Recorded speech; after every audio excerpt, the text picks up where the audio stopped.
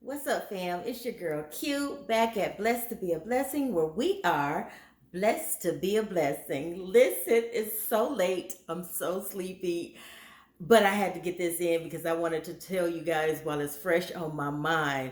You already know what it is. You see by the title Power Book to Ghost.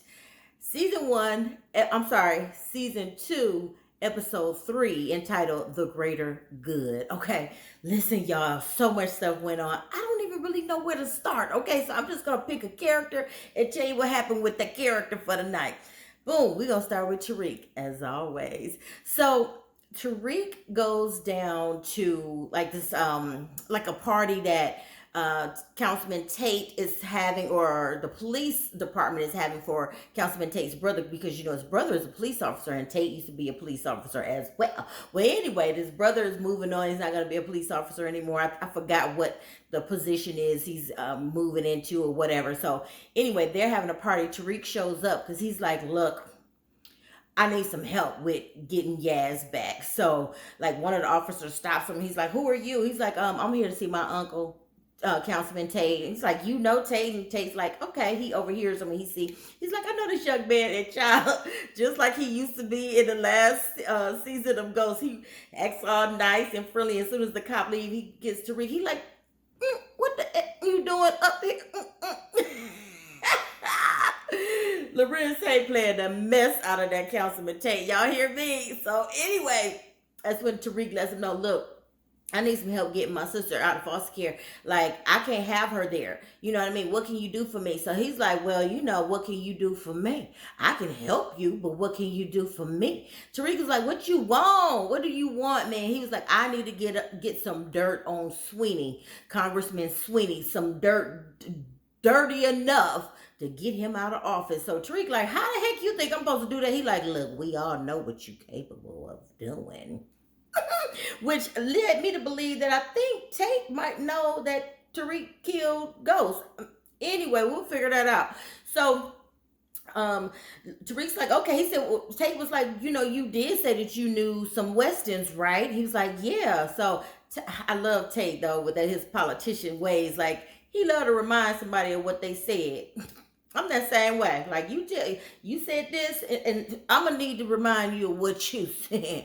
Anyway, so they worked out the deal. So Tate made a call so that Tariq can go downtown to CPS and see Yaz. Well, actually, first he made the call for Tariq to go talk to the woman at CPS, which is the same woman who came and picked the baby up from the jailhouse last week when Grandma got arrested. So she's like, look, honey, it's nothing we can do. We can't turn her over to you. You are a college student living in a dorm. It's not going to be good for her. Plus, the family is a very good family. I know that family. Tariq was like, look, I can go get a job then if that's the case. Because she was like, you're going to need a job. You know, you're going to need a clean police record, a clean background check. You're going to, he was like, I can do all of that. So she was like, okay. You know, he was like, I can get an apartment, all this. She like, yeah, okay, you know, like, whatever. She was like, look, honey, power and money and influence can get you a long way, but honey, it is not going to get you anywhere with trying to get this little girl back. Tariq like, okay, fine. So boom, he calls up Bash. I don't know if y'all remember Bash, but Bash is from season 1 of Ghost Power Book 2, which is the guy. He's like this.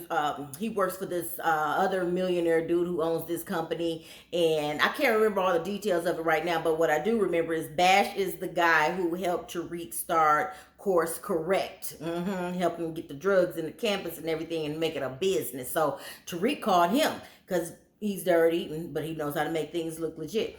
Tariq like, look, I need a pay stub. I need something to show that I got a legit job. Bash was like, that's nothing. I'll go ahead and create an LLC. I'll go ahead and put you, create some paperwork for you being on the payroll. But what you're going to have to do is get somebody that you trust that can sign this paperwork as the president of the company. Tariq like, well, why can't I do it? He was like, look, do you want the IRS to audit you? Get somebody who you can trust to sign this paperwork as the president, okay? And on top of that, you're going to have to pay me $30,000. So Tariq like, oh man. He's like, okay, boom. So now, boom, him and Braden, they at it. They grinding. He told Braden, look, we got to get this money up because I need these $30,000, like just in a couple of days or so, you know, to get this all going. Because he's trying to, you know, hurry up so he can get the baby out of child support, not child support, out of foster care. So Braden and Tariq, well, Braden's actually doing, he like running the dope because y'all know he just rich little white boy. His family own half of the doggone school, Stansfield, and he just want to get down with the get down. He want to do something that's for him, something that is not, that's not. He's not benefited from as far as using his parents' name. Child, I wish, okay, I had family with money like that and I could just walk around and say, oh, I'm a Weston. Anyway, so Tyreek was like, okay, cool. We're getting ready to go ahead and we're going to do what we got to do, get this money up. So, boom, Braden goes to meet up. Well, no, Braden and Tariq, they go to meet up with Kane to get some old dope to re-up or whatever. And so Kane at first was just like, throwing shade at Braden because he remembered from last season how Braden, he dropped him off in the hood. Braden messed around and made friends, honey, and sold all the dope, right? Because he was used to black people, but his brother wasn't. So anyway, that's a whole other story. And so anyway, Mecca had followed Kane, and he was like, So before I go into all that, I got to tell you about how Mecca found out about Tariq. Okay. So anyway, I'll just go into that now. So it started off really with Mecca. It was like the opening scene was Mecca was throwing a party for one of his homeboys named Nuff or some mess like that. So it's so weird. They were like, they had like a hog hanging. You know how people take hogs and gut them and all that kind of stuff.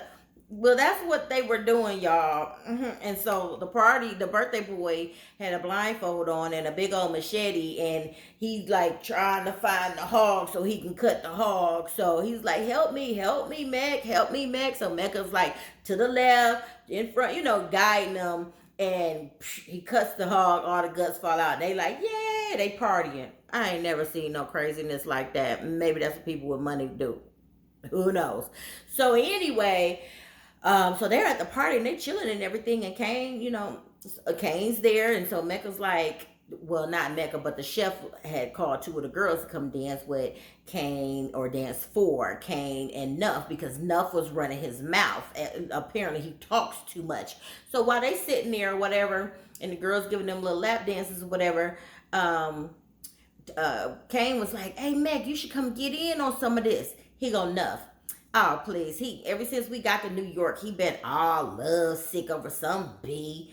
So, which, honey, we all know that he's talking about Monet, but Mr. Kane don't know why. He think he being slick. Honey, Mecca been playing him the whole while. He knows that that's Monet's son, and he used him to get close to Monet. So, anyway, honey, Mec overheard Nuff saying what he was saying. Next thing you know, he had him in a chokehold. Choked him till he went to sleep. I ain't never seen that like that before, honey. I think it shook Kane a little bit too, because Kane kept looking over at the boy body like, is he dead or what? So Mecca was like, while he was strangling him, he was like, first of all, you need to know the difference between my business and the family business, honey. So he passes out, and Kane sitting there looking like, dang, Mecca's no joke, okay? He ain't to be played with.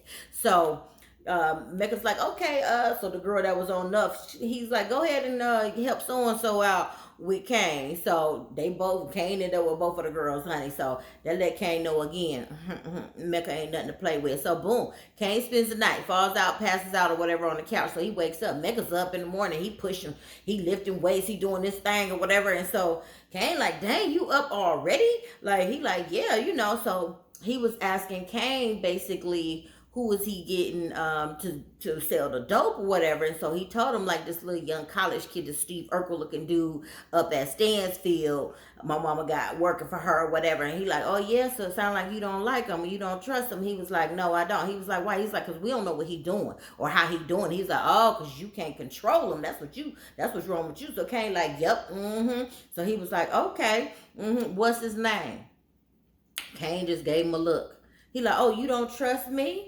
Oh, okay. He said, well, I tell you what, I don't work with people who don't trust me, which I don't blame Mecca for that. If you don't trust me, you stay your behind from around me, okay? If you don't trust me, really? Mecca was like, I just done showed you my whole life up in here last night, and now you trying to act like you don't want to tell me, little dude, that. Well, then you can leave. Bye. He turned around, honey, and started back lifting his weights. And so Kane sat there and was looking stupid like, dang, because he just got back in with the family, and because he got Mecca as the new plug, which he set that up, and I told y'all that last week. So he know he can't mess it up, so he was like, all right, it's Tariq St. Patrick. So Mecca like, okay. So boom, that's why Mecca ended up following Kane to go ahead and distribute the dope so he could see Tariq. So boom, after Kane delivered the dope, Mecca pulls up on him in the street, and he's like, yeah, that little white kid, you worried about the little white kid or whatever, but that's Tariq's soft spot. That's who you need to get at. You need to get the little white dude. He was like, who is it? He was like, some little rich white boy, just, some little rich kid. He was like, that little rich kid is the ticket, honey. That's what you need. He said, you need to get him close to you. And he was like, Kane was like, oh, so you want me to get to Tariq by going through Braden? He was like, that's what you need to do, because see, that's gonna make Tariq weak. So boom, Kane like, okay, which he got to be schooled, honey. He think he knows something, that he's smart, but he not. That's why he was the muscle for the family, okay, and not the brain. So anyway, boom, he like, okay, cool. So sure enough, when it was time to get some more dope, Braden came to drop off the money, and then Kane went rolling, right into his manipulation, because just like Mecca was saying, he's easily controlled. Braden is easy to control because he just want to be down. He don't even need to be doing this stuff, stupid stuff. So anyway, Kane starts his manipulation like, oh, I see your boss sent you to come to pick up the stuff and to drop off the money. He's like, ain't no boss, we're partners. Me and Tariq are partners, child. And everybody know Tariq using them too, because that's what Tariq do, because he's Ghost's son, and that's what Ghost did. And so Tariq got it honest. So anyway, Kane was able to manipulate him enough into trying to get a little side deal going with him to do street business. And he knows, Braden knows good and well, Tariq already told him, we not diversifying into the streets. We got to keep it like it is. And so Braden's like, well, no, we're not diversifying. Kane like, oh, okay, that come from your boss. So now Braden wants to prove that he's partners and not just a worker for Tariq. So boom, the manipulation worked. All right. So boom, next thing you know, when he goes to give to go get some more dope or whatever. No, I'm sorry. Back to when Kane was manipulating them or whatever. Braden came up short. He realized that he was like $8,000 short of what they needed. So Kane like, what's wrong? He like, oh man, I'm short like 8 bands. He like, that ain't nothing. That a little chump change. I can get that for you. Whoop, whoop, whoop. So he was like, go ahead, come on, let's go. We can go get rid of that now. So he's getting ready to take Braden to the street to go get the 8 bands that he needs for Tariq, because they trying to come up with that $30,000. So as soon as Braden get in the truck, though, Monet texts him 911, and I'm going to tell you why. So he kicks him out. He like, leave the bag. I'll bring it to you in the morning. Braden like, please don't leave me hanging. Please don't do this to me, because he know if he don't come up with that money, he need that money for Tariq, so Tariq can pay Bash for this fake payroll paychecks, and so that he can try to get his sister. So boom, the reason why Monet was texting Kane is because, remember last week, and I told you, or I hope I told you anyway, that the police bust in on Zeke having sex with this little girl, this little white girl from the school, because he had just broke up with Carrie or whatever, and the same police officer, the detective Kevin Whitman, who's on the Jabari case, he followed or was watching Carrie's house, and he saw Zeke coming up out of there. Okay, I hope I'm not confusing y'all, because there's so much, I don't want to miss anything. So anyway, once he saw Kevin, when Kevin saw Zeke leaving there, he bust in, and Carrie was like, he made Carrie confess that, she didn't kill Jabari, because the night of Jabari's death, Zeke was there. So now Kevin Whitman knows that she was screwing one of the students. Boom. Zeke doesn't know that he knows all this. So that's why he went and busted in Zeke's room, got him downtown, questioning him all night. And Zeke holding it strong, holding it down. He is not saying anything about being with Carrie, even though Carrie was calling his phone. The detective like, look, we already know what's going on with you and Carrie's relationship. You need to just tell the truth. Were you with her the night Jabari got killed? He was like, no, I don't have no relationship with her. No, he held to it, right? So then He was trying to, he was like, let me get my phone call. So they finally let him get his phone to call Monet, honey. And Monet didn't answer. And I'm going to tell you why she didn't answer in a minute. So she didn't answer. So he didn't know what to do. So he got desperate. And he was like, well, look, I got my PBA card. And the PBA card, y'all, I had to look it up too, is a police benevolent association card, which apparently all police officers in the U.S. they have this card that they can give to family and friends in case they ever get in trouble. That card can get them out of trouble. Honey, I got to find me a good police officer friend. Anyway, so Zeke pulls out the PBA card, which comes from Ramirez. Now y'all know Ramirez is dead and Kane killed him, and Ramirez's gun is the gun that Tariq used to kill Professor Jabari. So this is looking real messy. And prior to him going in the room to talk to Zeke, he already, Kevin, I'm talking about Detective Kevin, he already, you know how they had the pictures of the suspects and their little stories built up. Honey, he already had a bolo issued on the face of Detective Ramirez because they can't find him. They can't find the body, so they don't know that he dead yet. However, I think they did find the gun, though, that killed Jabari, which is Ramirez's, which is why Kane and Tariq are still, they have this connection with each other. Now, Kane still don't like him, but he just got to make sure that this body don't come back on him. So boom, now that Zeke's done that, Detective Kevin's like, oh, honey, that's some good tea. So he just like, oh yeah, somebody about to go down. So boom, finally, Monet comes busting in the police station, and I gotta tell you, it's so much to tell y'all. So she comes busting in the police station, as well as Davis, our man, Method Man, who's playing the attorney, Davis. Baby, let me tell you why he ended up there. So, no, first let me tell you where Monet was. Honey, Monet used that card and called Mr. Dante, who is AKA Mecca, who she don't even know is her new distro now. So she called him. I told y'all last week, apparently they had something going on back in the day, and it must have been before Lorenzo when she was like a teenager or something. Anyway, she called them. They met up. I mean, honey, it was a nice, fancy restaurant, which it should, because both of them is rich. So she showed up and everything. She like, why, Dante? After 24 years, like, what now? And he like basically letting her know he still love her or whatever. He still want to be with her and all of this stuff. So next thing you know, honey, they flying in his private helicopter and getting it in. Okay, she's like, I never done anything like this before. So they start kissing. So you know what that means. That's where she was while Zeke was calling her and she couldn't answer the phone, okay, to help the boy out. No, he can't think, okay. So boom, while that's why after she got out the helicopter and got her voicemail, that's when she flew to the police station. Now boom, while Davis was there is because your boy Tariq. Okay, let me back that up, because Tariq got a text message which was of the video of Zeke getting arrested and pulled out of the room half naked from the little white girl that he was having sex with. She recorded it and then sold it to some sports journalist where she can really make a lot of money. She ended up telling Lauren and the other black girl from class, she was telling them about it and talking about how much money she was going to get and stuff like that. So boom, go back to Tariq and Lauren. Okay, so Tariq, you know, that rooftop that Lauren turned him on to, her little romantic place, where Tariq done turned it into a place of business. So he was up on the rooftop, and Diana had called him. So he told Diana to meet him up there.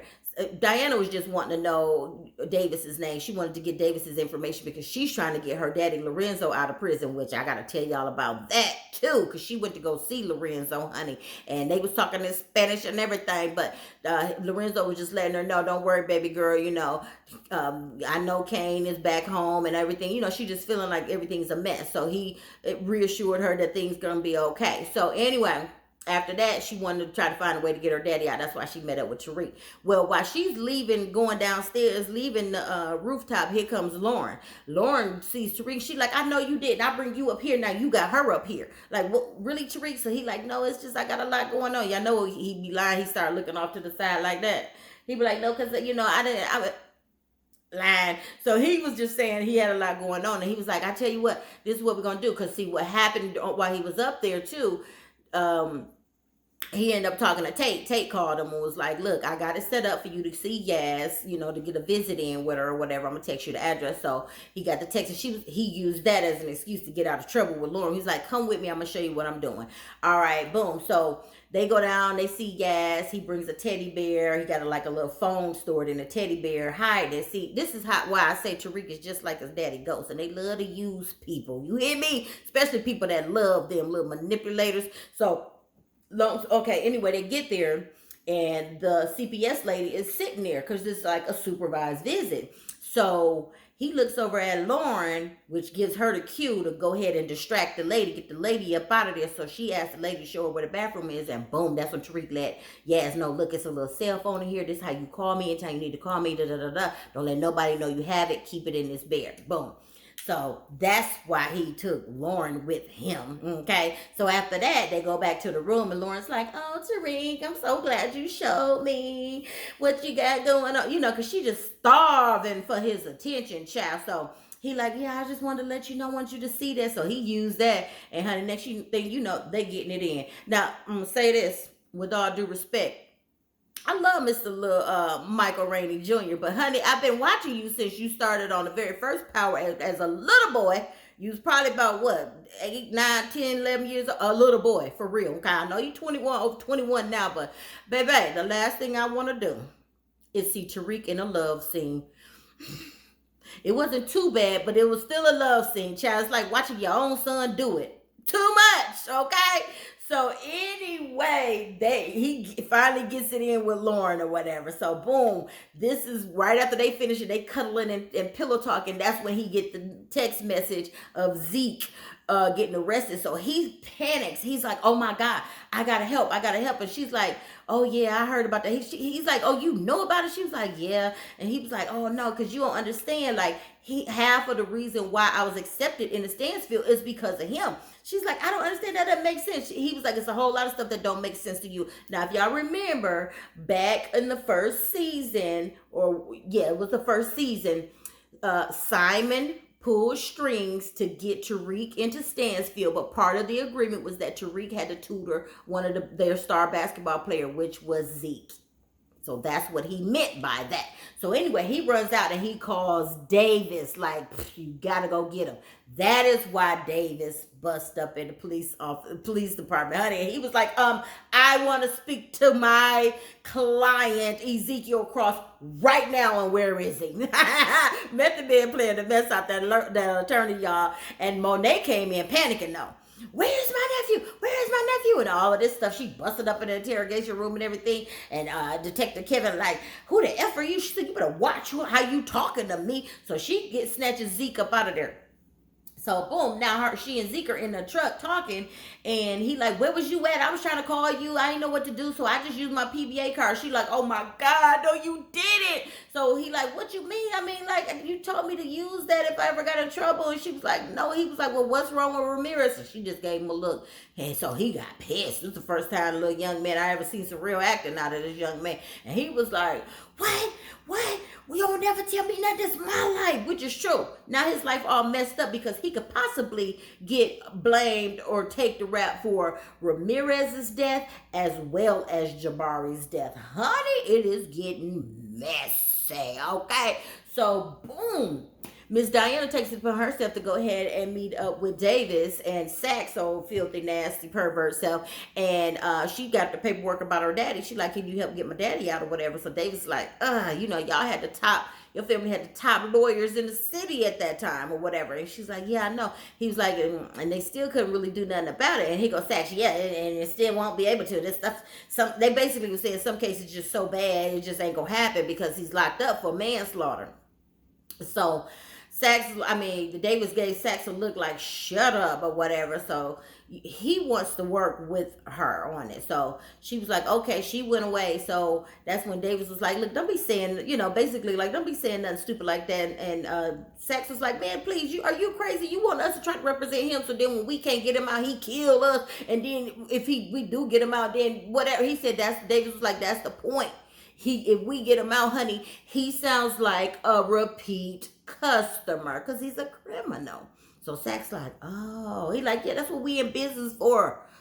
Duh, we're defense lawyers. We're gonna get paid every time he do something wrong. So Sax don't be thinking. I mean, he crooked, but he ain't as crooked as David, okay? So, I mean, David. So, after David leaves out of the police station, I know I'm going back and forth, but I'm trying to tie everything together for y'all. So, after he leaves out of the police station, he goes and talks to the press because he tell Monet and Zeke, y'all go out the back door. The press is all over this. And you know he just presented himself to be in the NBA draft now. So, he can't get no dirt on his name. So, boom, he goes and tells the press he was just questioned to give help to the police department as a good Samaritan. He's not involved with anything. He's not accused of anything. That is it. You know, to clean up the boy names so they can work on this going forward.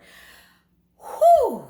So that's pretty much mostly everything that happened. Let me make sure I don't miss anything because I know sometimes I'll be missing stuff. Then I'll be trying to edit it in a video later and it don't be working out. So hopefully if there's anybody still even watching this far, still watching this, go ahead and drop a like.